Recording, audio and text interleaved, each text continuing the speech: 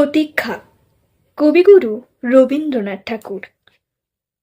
তোমার স্বপ্নের দ্বারে আমি আছি বসে, তোমার সুপ্তির প্রান্তে নিভৃত প্রদোষে। প্রথম প্রভাত তারা যবে বাতায়নে দেখা দিল, চেয়ে আমি থাকি এক মনে তোমার মুখের পরে।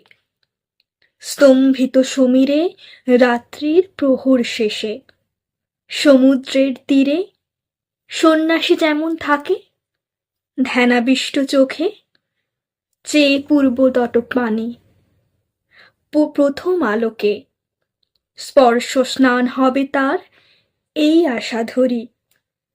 অনিদ্র আনন্দে কাটে দীর্ঘ বিভাবরী। তব নবজাগরণী প্রথম যে হাসি, কনক চাপার মতো উঠিবে বিকাশী।